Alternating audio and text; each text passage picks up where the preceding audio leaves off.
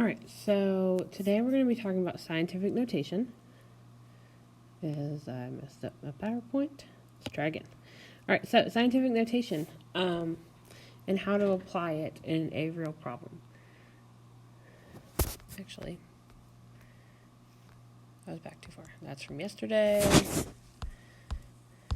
There we go. So, purpose of scientific notation. It's a technique used to rewrite very large or very, very small numbers into a format that's a lot easier to use. You take just the digits with a decimal point after the first digit, and it's followed by a times 10 to some kind of power, which represents how many places the decimal is moved.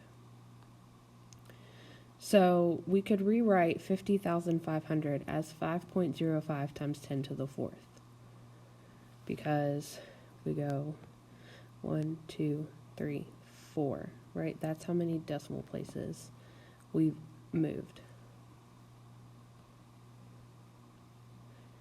All right, so to apply scientific notation, the first thing you're going to do is you're going to move your decimal so that there's only one digit in front of it. So you're going to have a number and then a decimal point. And then you add your times 10, and then add your exponent to show how many places you move the decimal. So if you start with a big number, so like our 50,000 we just started with, your exponent will be positive. If you're starting with a really small decimal number, your exponent will be negative.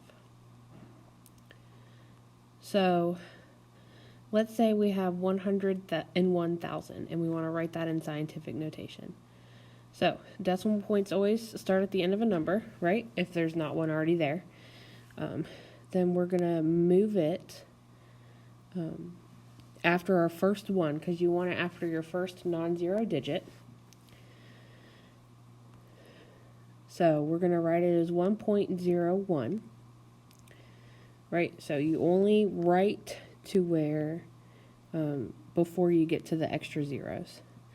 So we have 1.01 times 10 to the fifth, right? And we moved it 5 decimal places, and it's positive because we started with the large number, right? So again, we went 1, 2, 3, 4, 5 places.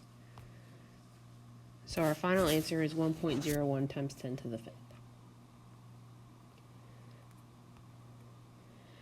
All right, so let's try this with a smaller decimal number. So our decimal point starts there. We need it to get after the 9 and before the 8. So it needs to go after the first non-zero digit. So we write it as 9.8 times 10. And then we move our decimal point 1, 2, 3 spaces. And it's a -3 because we're starting with a number that's smaller than 1. Right, so it's a small number. It's starting with the decimal point in it.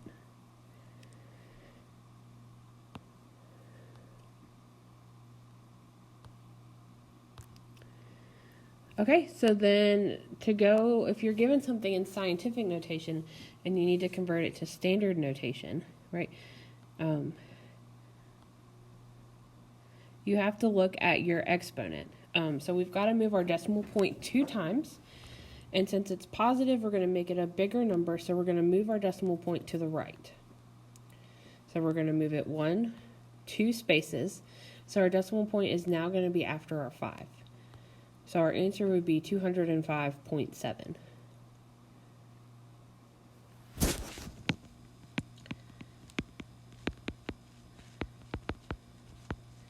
Right, so positive exponents, again, mean that you're going to move your decimal point to the right.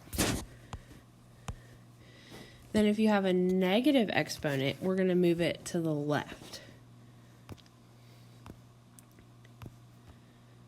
So we're making it a small number going to the left. So it's going to go 1, 2, 3, 4.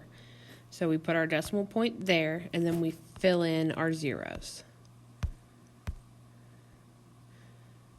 So then our final answer is 0.00031.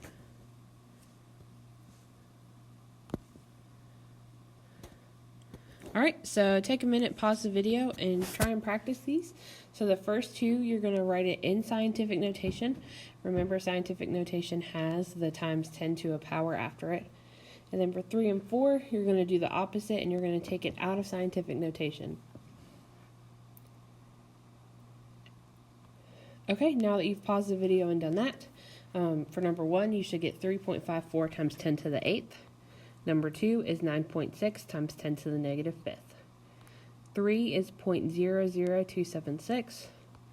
4 is 40,110.